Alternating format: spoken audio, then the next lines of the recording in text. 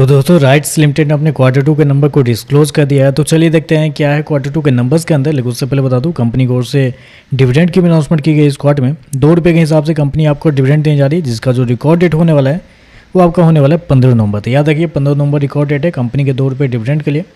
चलिए नंबर देख लेते हैं। तो देखिए पिछले क्वार्टर में कंपनी 489 करोड़ का रेवेन्यू जनरेट की थी ऑपरेशन के थ्रू, पिछले साल 540 करोड़ के आसपास, जबकि अभी देखें तो 548 करोड़ आपको जाता हुआ देखने को मिला। तो साल दर साल जाते हैं तो साल दर साल कंपनी के रेवेन्यू के अंदर लगभग 1.5% के आसपास की तेजी आपको देखने को मिल रही है।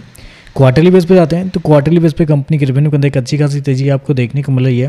लगभग बोल सकते हैं आप 12% के आसपास का जंप है। तो कंपनी का रेवेन्यू क्वार्टरली बेस पे अच्छा खासा बढ़ा है, लेकिन साल दर साल देखें तो लगभग 1.5% के आसपास की तेजी आपको देखने को मिल रही है।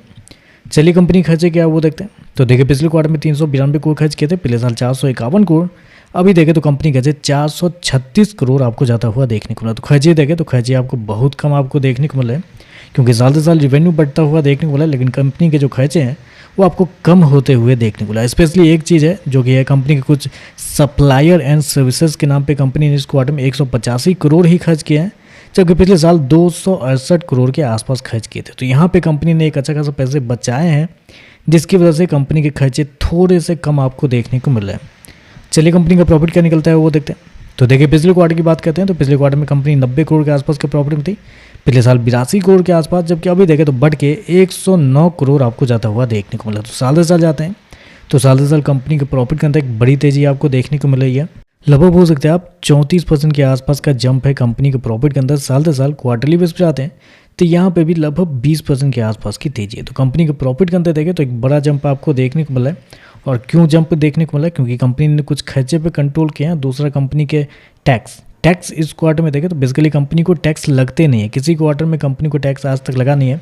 हमेशा कुछ ना कुछ गवर्नमेंट की तरफ से कुछ सब्सिडी या कुछ होता होगा जो कंपनी को वापस मिलते हैं। तो पिछले साल 28 करोड़ के आसपास वापस मिले थे, जबकि इस क्वार्टर में 37 करोड़ के आसपास। तो टैक्स रिटर्न में देखें तो कंपनी को थोड़े ज़्यादा फायदे हुए हैं पिछले साल के मुकाबले, इसकी वजह से भी प्रॉफिट बढ़ता हुआ देखने को मिल रहा है।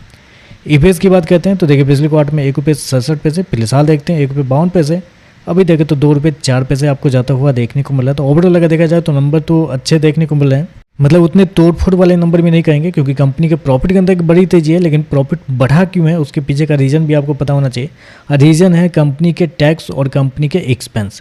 रेवेन्यू कुछ खास बढ़ता हुआ देखने को नहीं मिला है, 1.5% के आसपास का जंप है साल दर साल। तो कोई ज़्यादा जंप है नहीं, बस कंपनी के खर्चे कंट्रोल हुए हैं और कंपनी के टैक्स के रूप में ज़्यादा बेनिफिट हुए हैं, जिसकी वजह से प्रॉफिट के अंदर तेजी आपको देखने को मिली है। तो चलिए बस आज के लिए बस इतना है। वीडियो पसंद आए तो लाइक कीजिएगा, साथ में चैनल को सब्सक्राइब जो कीजिएगा। धन्यवाद।